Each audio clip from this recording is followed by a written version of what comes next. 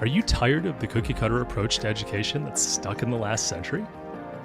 Are you seeking a win-win situation where your family thrives, your kid's education is revolutionary, and you still get to chase your own dreams? Welcome to Unschooled Unleashed. Unlock your child's genius. I'm your host, Matthew Jarecki, an unapologetic rebel dad and promoter of what many consider to be educational anarchy. You know the world isn't going to be won by those that just toe the line. It's the innovators, the visionaries, and the resilient spirits that are going to thrive. Our mission here is to forge those world changers within our very homes with less stress, energy, and time. Unschooled Unleashed starts now. Welcome back to another fantastic episode of Unschooled Unleashed. I'm your host, Matthew Jarecki, and today we're going to talk about how to free up time to homeschool your kids. All those people that say, I can't do this because I don't have the time. Well, I'm going to open the door for the most efficient way to home educate your child. It's called unschooling. And I'm going to explain what we do as both me and my wife as busy parents to make sure our children's education is continuing. And one of the reasons we do unschooling is because we are so busy. Now, I want to say that if you can't be at home with your kid and you have young children who need to be watched, it's going to make it more difficult. But outside that, this is the most efficient and effective way to educate your children, in my opinion. So I'm going to give you tips and maybe some mindset shifts needed to understand that you can do this. It really is the most efficient way, and that's why we've adopted it. And I think it gets the best results. You've done well. So with that, let's dive in. Today we're going to talk about how busy parents can effectively unschool their children and hopefully provide an enriching educational experience along the way without using a lot of their time. I'm talking specifically to those busy parents who maybe both of them work full-time jobs, or maybe you run a business, or maybe just life, right? So this is the majority of people that I know, myself included. So I thought I'd make it an episode about that today. The first thing I want to go over is just understanding what unschooling is, because I think this is going to be important to understand as we talk about strategy, why unschooling is probably a great approach to do for busy people. Unschooling promotes self-directed, interest-based learning, which frees children from a rigid curriculum. They're going to dive into what they're interested in. They're going to be intrinsically motivated. Okay? They're going to pursue their own education. I believe with what I call intentional unschooling, that we as parents, our job is to expose them to different areas in which they could learn. For example, maybe they might like dinosaurs, or maybe they might like geology, or whatever it might be. Our job is to get them exposure so that way they can figure out what they enjoy and what they want to pursue next. In addition, we provide resources to our children to help them grow. And we try and get them interested, or at least understand that this is something that's out there that they might need. Get them interested in something that we as parents know they might need in the future, is probably the easiest way to say it. For example, we might want to get them interested in math and reading and writing, and for young children in particular. We know they're going to need that in the future, so we try and direct them towards that, not force, but get them interested by showing the value in it, by pointing out when they could use it, right? That kind of thing. Maybe even how it can be fun. Maybe using shows that might even make it fun. So different ways to do that stuff. But as you can see me laying the foundation for this episode, you might be able to catch on that it's going to require a lot less time to unschool because you're not overloading your children. You're not, we think of homeschoolers, at least I don't know. Everyone who hears hears that I homeschool thinks, oh, I could never do that. My gosh, you must have so much patience. Well, I think they assume that I'm standing over my children telling them to work 7.5 hours a day on their schoolwork, and I'm not. We're diving into whatever's fun. We're using creativity. We're stimulating their brains, and they do it on their own. So I don't really need to do much. I just, again, give them the resources, exposure, and try and get them interested in things that I think are valuable. And I do take some time with my younger children. I have a 10, 8, and 5-year-old for new listeners. They require more of my attention, and we're going to cover some of that too. So let's dive in. Time management and unschooling. This is the first thing I want to talk about. We need to be effective time managers to really do anything. Focused learning sessions that you might do with your kids can be short and highly productive, especially with the unschooling, because we align the natural attention span for children because we're not going to force them to do anything. We just align with whatever they might have. So we're not just talking about time management on our end, but time management for the children. We're going to teach them how to learn. That's going to be to your benefit, because once they learn how to learn, you don't need to do as much. You don't have to take much time to do that. And as long as you're doing that with your children, or at least giving them the opportunity to do that, or providing that session if they're younger, you can really get a lot done. I find that we don't take breaks in the summer. Everyone's always talking about breaks as we go on, as we approach the summer. And one common question we get is like, do you homeschool over the summer? Do you go year round? And the answer is, yeah, of course we do. Because we never really, or no, we don't, because we never actually have school. I don't know how to answer that question. We have the opportunity to learn all year round, so we really don't need to do as much during the day. Just remember that. Moving on. We also integrate technology as busy parents to help the children learn on their own. Technology serves as a tool for autonomous learning, and it offers a ton of educational resources accessible on demand anytime the child wants.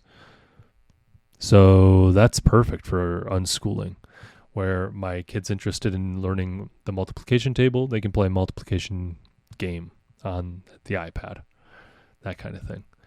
And that's what we did. We used Space Pigs.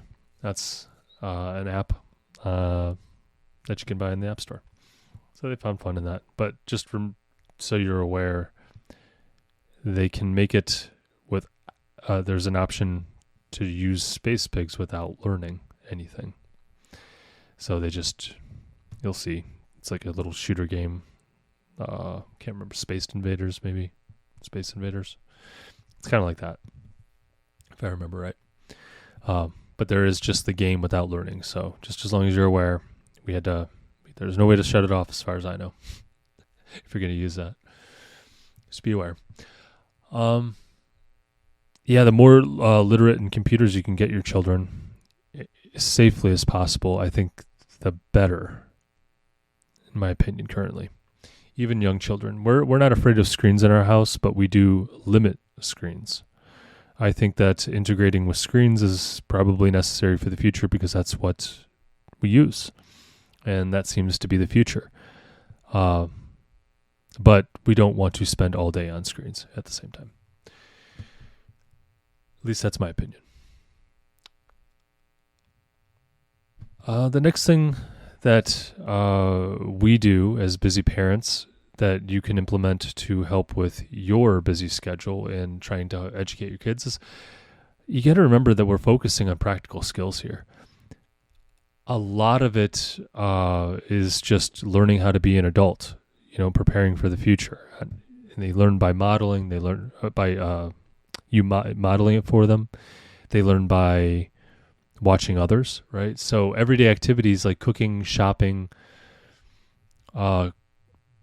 anything can be a learning experience where you're integrating maybe math and science as well within the day, So if you have young children and you go to the store, you can make it a financial lesson. You can talk about that.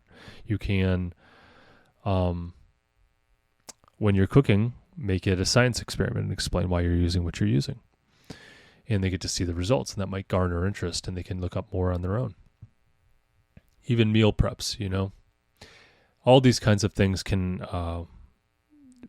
lead to their education, and it's very, very practical stuff. So it's, in my opinion, you're teaching them how to take care of themselves and learning how to learning more about the world, just how it works, which I think is pretty cool. So it's two benefits for the price of one.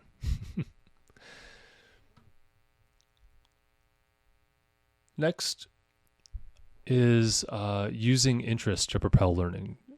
And I say this knowing you're an unschooler probably listening to this episode.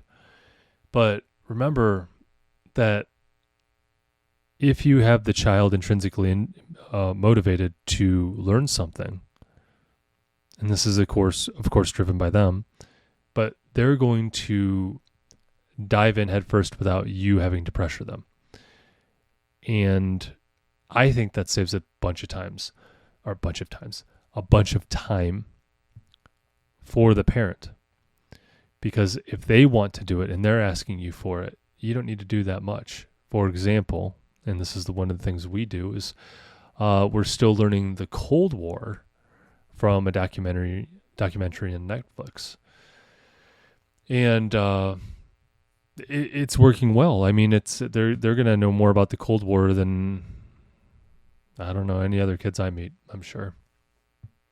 And I think that's pretty cool. And there's a million other things we can dive into that are kind of passive learning, like a documentary or a YouTube channel, stuff like that.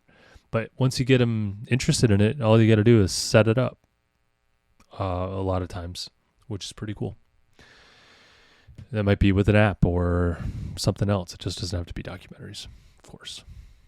It can also be connecting them with other people who can tell them more, like my dad or my mom, who have a story, who can tell them about, something about history and what they experienced with it. A lot of ways to do that. Next is, for busy parents, next tip for busy parents is building a learning community. And that's a great segue with talking about my parents. Connect with other people, maybe even other unschooling families, to exchange ideas, resources, of course, for socialization stuff. You want them around other kids.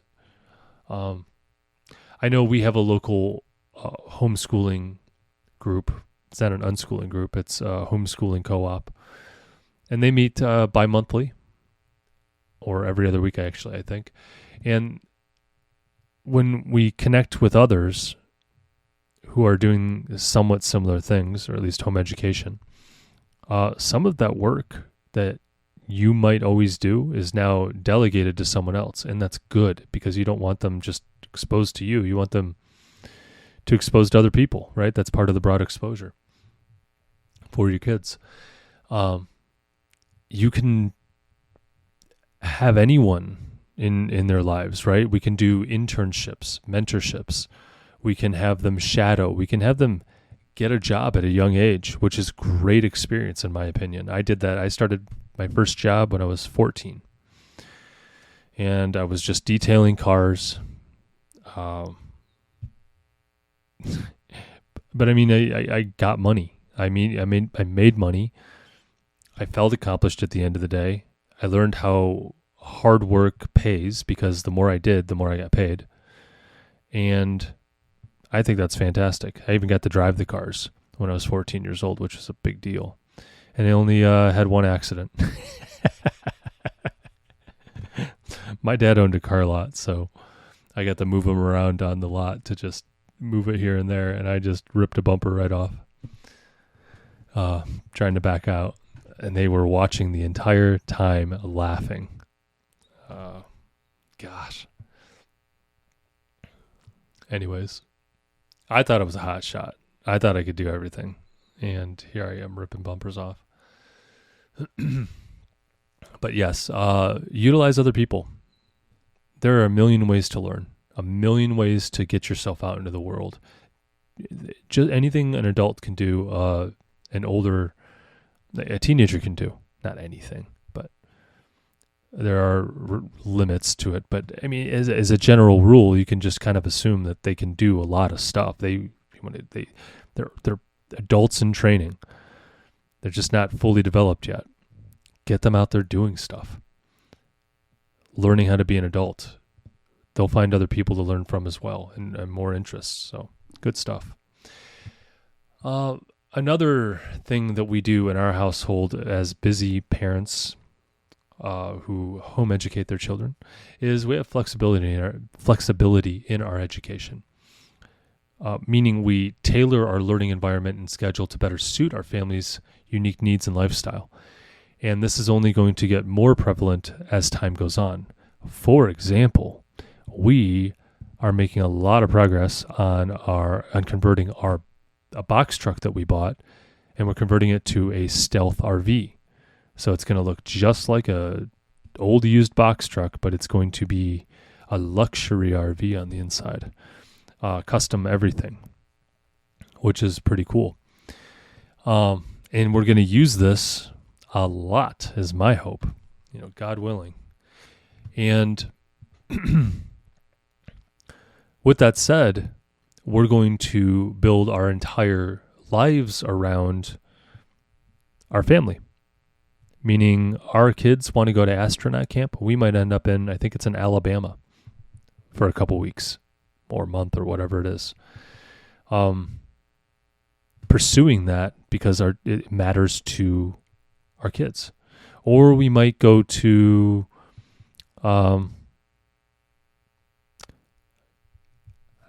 don't know, maybe there's a cool summer camp somewhere. Maybe we spend a week out that way just getting our kids into it. Maybe there's something out in another state. I don't know. We're going to do it. Maybe I get something going with my acting and I get a gig in Atlanta and we just head down there. We're going to build it around our own lives. My wife is going to work remotely starting this fall, again, God willing.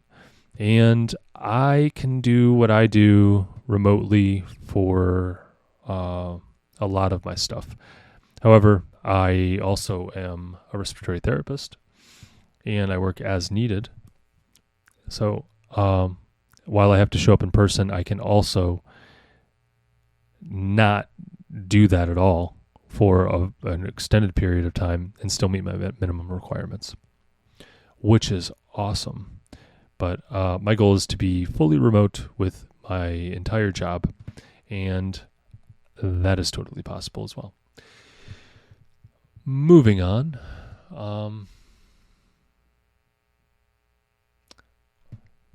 We also encourage our children to teach each other. This is something I never thought about. However, I'm seeing it with my kids. For example, my youngest, she seemed to just like pick up reading all of a sudden. And I've had a lot of theories on this, but I think it's because my boys read to her or they see them reading and she just picks up on it. Either that or she's just very bright. And she taught herself how to write. We didn't teach her that. She just started practicing the letters, and we, of course, taught her the alphabet just by engaging with her. She wanted to learn it. And then she started writing. Amazing. Anyways, older siblings, or even younger siblings for that matter, if they know more about something, can teach the other sibling, or their sibling, I should say. And when they do this, they can, one, teach them new things, but it'll also reinforce anything that you might have taught them or they've been exposed to in the past. So continuing to hear that over and over again is beneficial. It might even be something that they learn passively just by watching their sibling do it. For example, there might be some leadership skills or, something a little bit less academic. But it also might be learning how to do a skill as well. And I think that's pretty cool.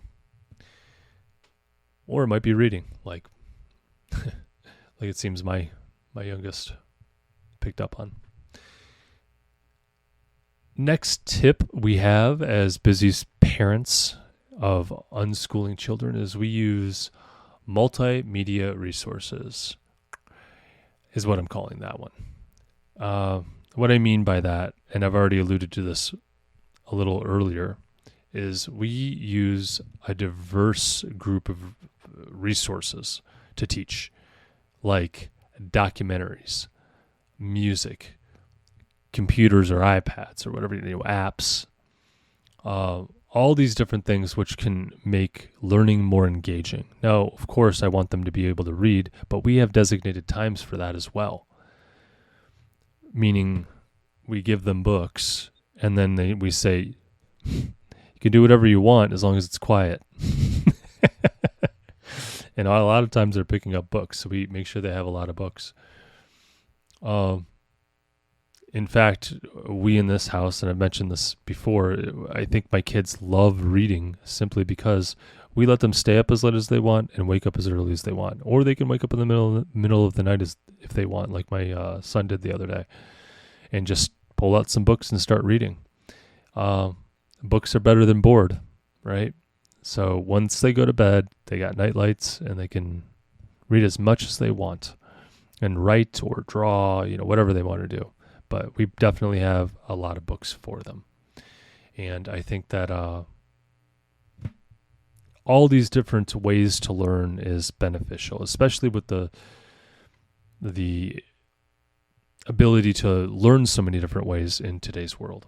And I think it's only going to be more and more robust with each way to learn, meaning there's more documentaries, more websites, more apps to make learning engaging. So you won't be dependent on the textbook like we used to have to rely on. The next thing is something that I don't like to talk about because it's no fun. But another tip for busy parents who are unschooling is as you're going through this process, you need to set realistic goals. Now, I don't really like to necessarily set goals for my kids' education, although there are some exceptions because we're doing child-led, interest-based, right? I don't want to get too much off topic by saying that, but we need to remember that our children are going to go through periods of where they're learning a lot about something, and then they're just taking a break from it, and that's okay. They might just spend a lot of time outside playing. Sure, you'll have a season for that, but eventually everything kind of gets old, or they're looking for something new, and they will come back to something. Don't try and force them to do something, because if you do that, they will hate it. If they're in opposition to it, and that's not good. You don't want that. Remember, small steps really accumulate. Remember that only 2 to 3 hours a day competes with school or exceeds with a school system. In addition, you're going year-round as an unschooler. There's no reason not to. And you're going 7 days a week. So it is even less time than that. Kids are always wanting to learn, and as long as you give them the resources, they will continue to learn. Just remember, it's little increments along the way. So don't get all, type 1, type A, or whatever you want to call it, type 1, type A, and start really directing things. Let them do their thing, and you won't stress out, and they're not going to feel the pressure and get stressed out. It's better for your family dynamic too. Next tip for busy parents who want to unschool is we focus on quality over quantity primarily. We like repetition in that we'll expose them to the same thing over and over from different angles. But it's really the quality that we focus on, because if you've ever done any research on mastery, they have this 10,000 hour rule, where if you have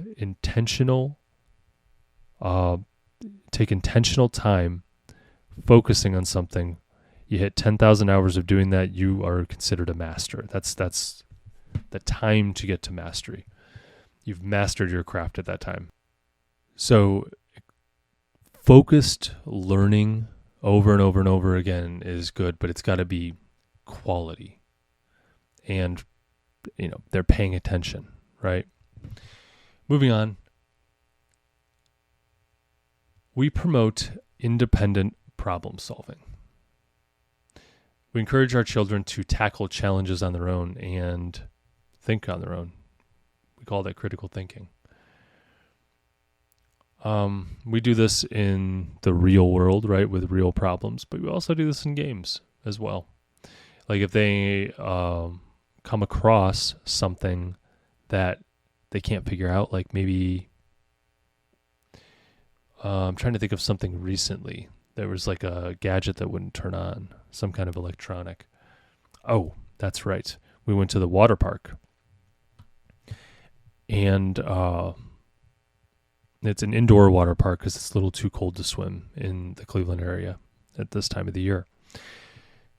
So this indoor water park we got a nice deal on a big one. It had 3 TVs, and the TV that was designated for the kids, where they wanted to watch it and play video games on, wasn't working. And they were so bummed. I went in the back of the TV, I took a peek, and saw that stuff wasn't plugged in. But I realized at that very moment that I don't need to figure this out, that this is a problem that can be figured out by one of my children. So my oldest saw that the TV wasn't working, was intrinsically motivated to get that thing to work because he saw this was just an obstacle for him to get something that he wanted, right? That's one of the ways children get motivated, intrinsically motivated, is they see something they want on the other end. So they're going to jump through this hurdle and learn how to do whatever it is in order to get there. For example, maybe you have to learn a lot of math to become an engineer. Well, at 10 years old, it is, I want to play video games and watch TV on this TV, so I'm going to go over and try and fix this and figure it out. It's all, intrinsically motivated here. So my son, who was very motivated at the time, I said, get back there and figure it out. He did. He went over and plugged something in, or screwed something in a little bit tighter. It worked. It didn't work. We got a different signal, but it wasn't what we were looking for. It's still no television. Then he went over and I said, hey, get back there, figure it out again. He went back there, he looked around, saw something wasn't plugged it in, boom, works. Now he has, 1, confidence that he can figure out something hard. 2, he learned a little bit about electronics. Not much, but hey, check the wires first. Make sure everything's plugged in, right? That's a basic life skill in 2024. In today's world. And we're only going to grow from there. But it was a critical thinking, independent problem solving thing. And I'm training him how to be an adult, which I think is pretty cool. But now he's got a little more confidence as well. I love that. Next is bridging learning with fun. You can actually have fun while learning. You can actually bond with your children while learning, while having fun. And you could probably get exercise while you're doing it too. All these things that you think are mutually exclusive are not. You can spend time with your kids and make it an educational activity. It doesn't need to be solely focused on education. You're just discovering the world together. Cool.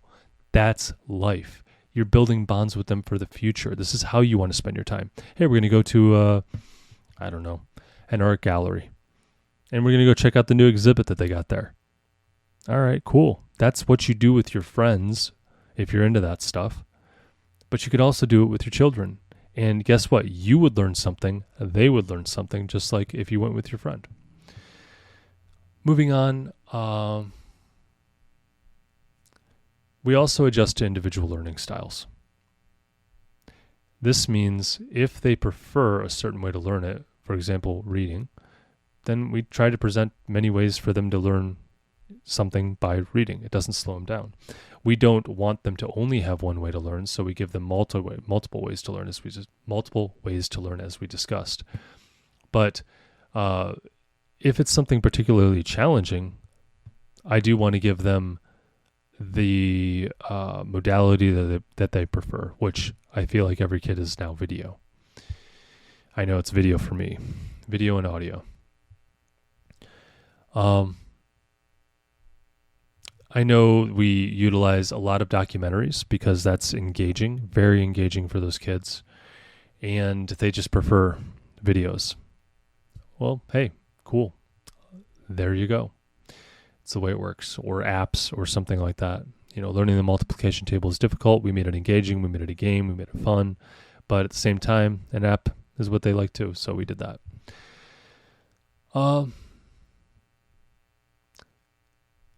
Next and last thing I want to say is we need to maintain a supportive role.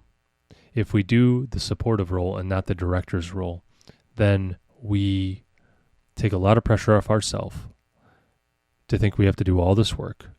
No, we're simply there walking with them in their learning journey.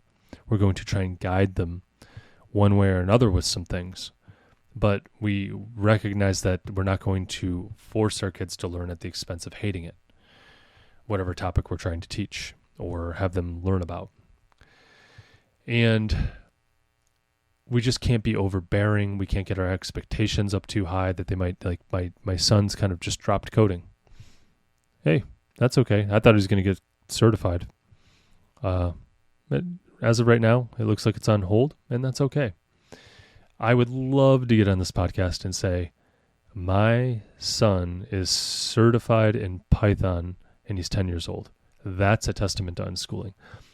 But the truth is, I'd be much happier, much, much, much happier if he is just pursuing what he enjoys and finding out more about himself and growing every day.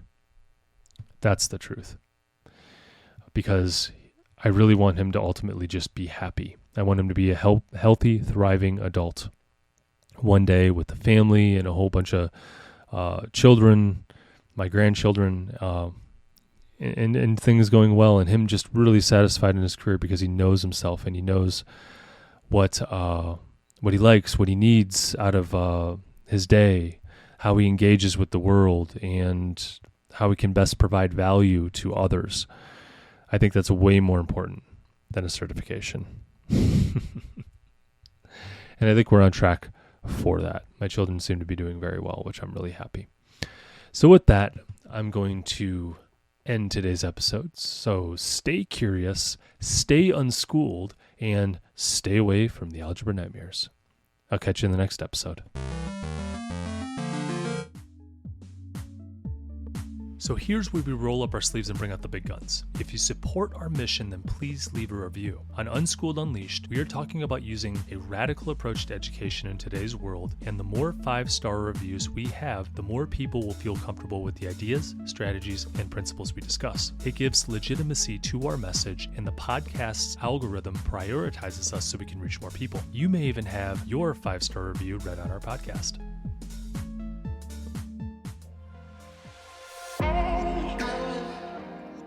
Before I let you go, I have to pause and say this from the bottom of my heart. Thank you. Your presence here is the fuel that ignites this movement. I am incredibly moved that you trust in us enough to click play. You, my friends, are the caped heroes in this story, the guardians of your family's learning journey, and a beacon of hope for your community. Be bold. Do what you think is best for you and your family. Thanks again for tuning in and taking this courageous leap outside of the box for this educational revolution. Welcome to the front line.